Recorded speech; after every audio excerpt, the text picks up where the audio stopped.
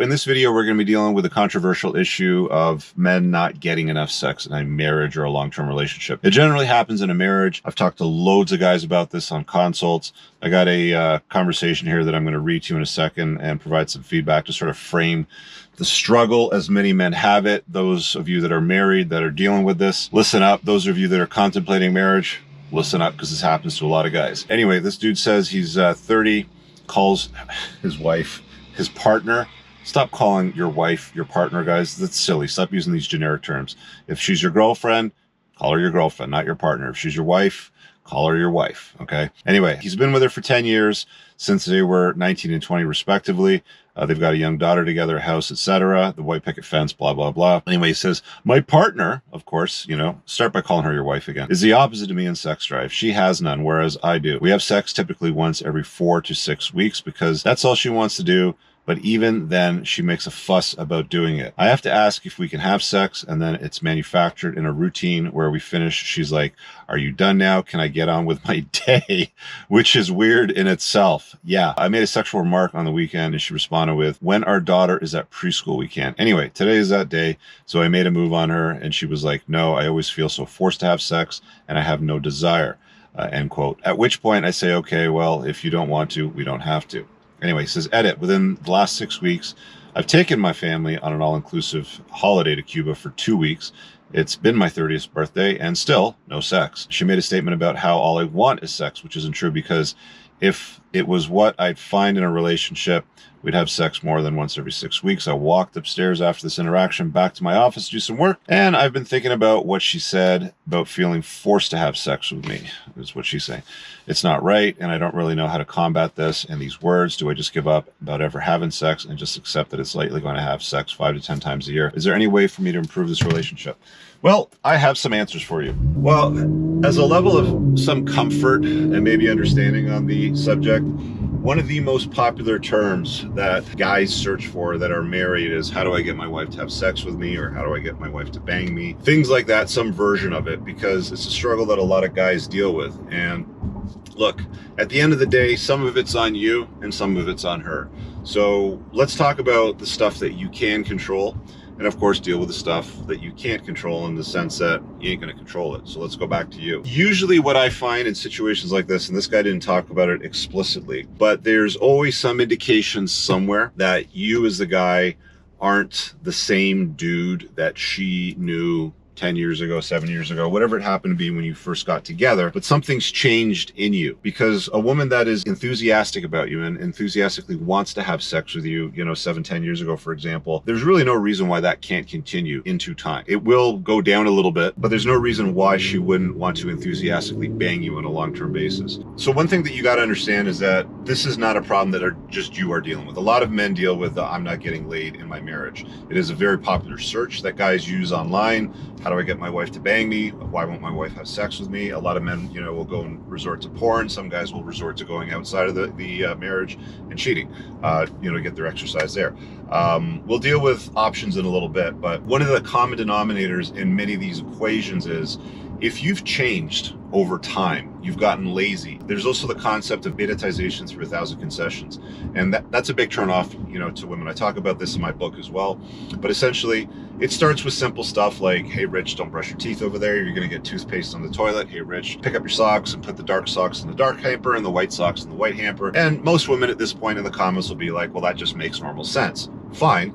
But what women don't understand, and they're not doing this intentionally to betatize you guys, is they're putting you through this sequence of shit tests, essentially, where they're like, do this and then do that and do this and do that. And it gets to the point where after a few years of that relationship, you've basically given her a stamp. And every time she says something like, do this, like, yes, yes, yes, yes, yes, you just stamp everything yes.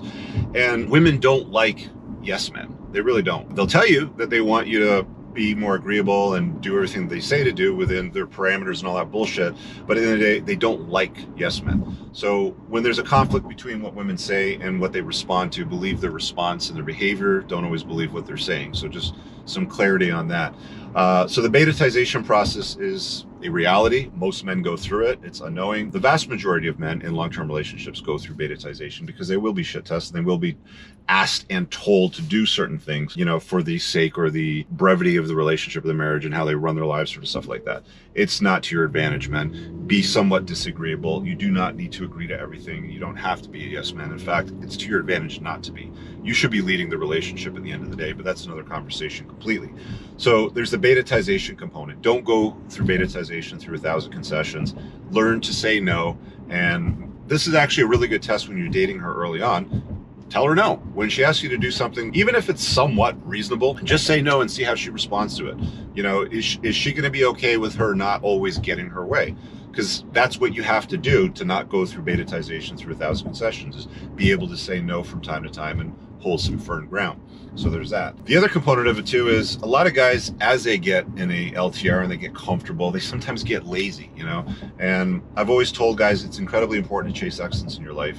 You know, you really can't relax or retire as a man. Being on some sort of purpose, some sort of grind, and we don't do this for women, by the way, for those of you that are like, oh, he's just a pussy beggar or whatever.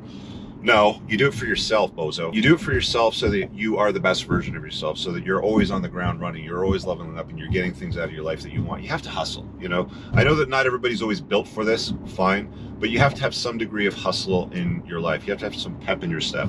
What most guys do is they get married, they start packing on some weight, they start eating some shitty food, they stop going to the gym, they stop playing the extracurriculars that they used to do when they would play hockey with the boys on Monday night and soccer on Thursday night, sort of thing. And, you know, in some cases it's because the family, or maybe she's making, you know, certain demands of you. You have to do this with the family, you have to do that. And we have this now on Monday nights, so you can't play hockey. That's part of the betatization, by the way.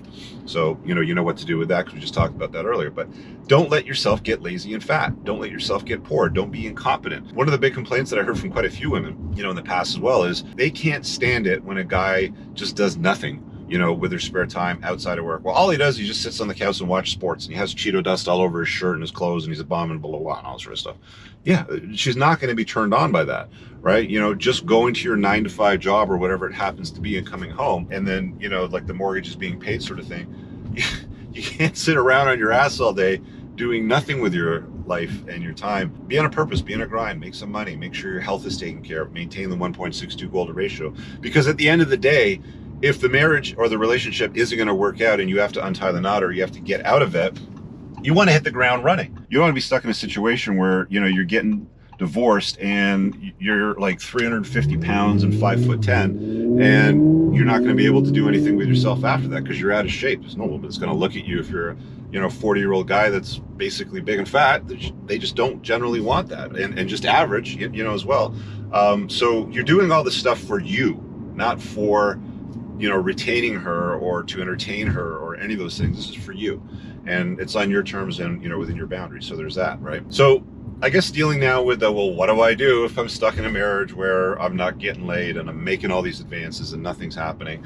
Well, I'll put it this way. I think my bud Ryan at one point made it very, very clear that she doesn't own your D. She's got first rights to it. Now, some might say, well, that's unreasonable because you've committed to her in a marriage. Well, yeah.